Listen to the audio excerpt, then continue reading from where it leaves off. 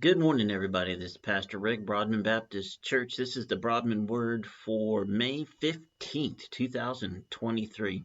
An amazing day in the Lord. Of course, they all are. I want to talk to you today about some writing from 1 Corinthians, specifically chapter 13, and Paul's analogies about love and how important love is. And in today's world, we can get it so messed up. It's so easy to misinterpret or take a misstep on things that are clearly not intentional. And so for today, we're calling this the clanging bell. And most specifically, I'm going to drop an idea or two on you about how not to be a clanging bell. So let's go ahead and read together, because I know you love to do that. We're in the Word. 1 Corinthians, and Paul goes on to talk. This is chapter 13, verse 1. And he goes on to describe many wonderful things, but then ends up with telling us that if it's done without love, then there's nothing. So here we go.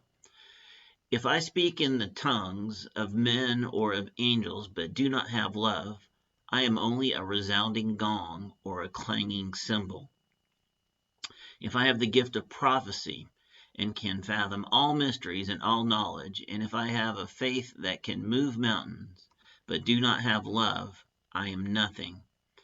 If I give all I possess to the poor, and give over my body to hardship, that I may boast, but do not have love, I gain nothing. Love is patient, love is kind, it does not envy, it does not boast, it is not proud, it does not dishonor others, it is not self-seeking, it is not easily angered, it keeps no record of wrongs. Love does not delight in evil, but rejoices with the truth. It always protects, always trusts, always hopes, always preserves. So this particular first verse talks about somebody with the ability to speak many tongues, and then of course it goes on to talk about knowledge and other gifts, and Paul brings it all back around to if I don't have love, then I have nothing. He says you could have a faith that can move mountains.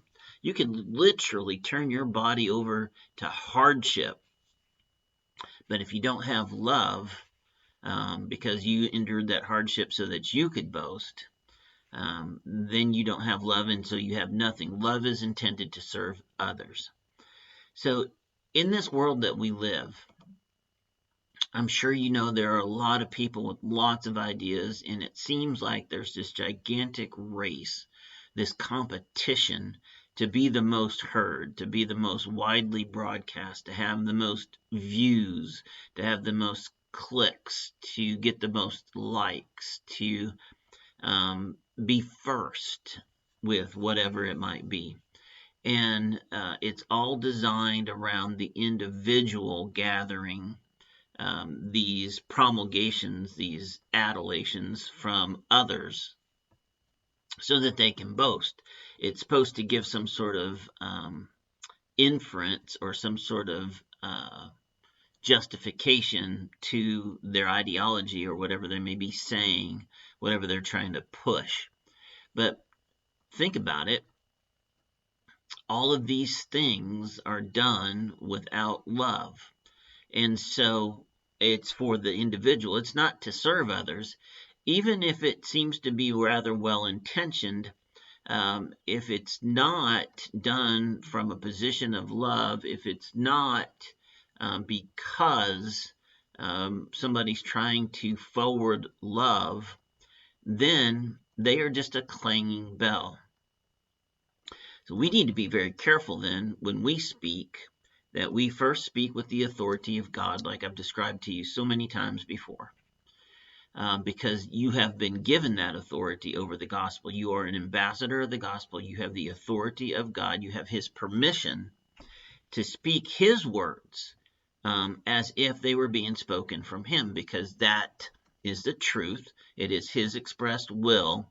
And if you're simply allowing yourself to be a vessel through which this truth is expressed, you are doing so with his authority. just like if it was God saying it. That's a huge thing to get your head around, but I understand that it is also important for us to know that we're not in any given situation alone. We're there with the gospel, the power of the gospel of Jesus Christ.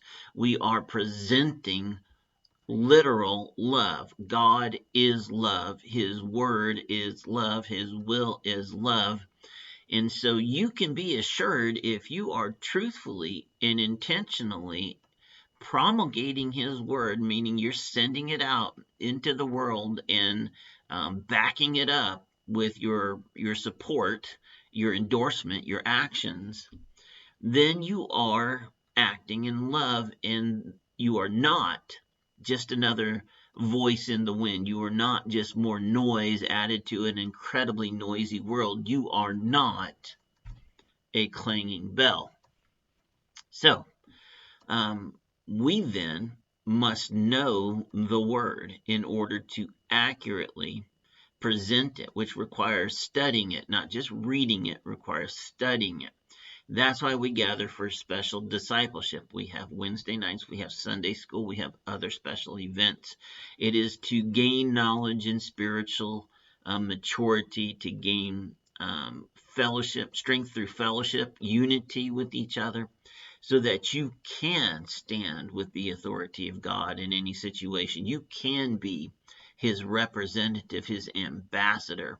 You can be the vessel by which he makes his plea to folks who he has brought before you to hear that. And I just said something, I hope it caught your attention, that God brought before you, because you've heard me say many times there's no such thing as random for a Christian. I stand by that statement today. If you're somewhere and there are people around you, God has brought them there for you to intersect with on whatever level would be situational. And there's, millions of situations.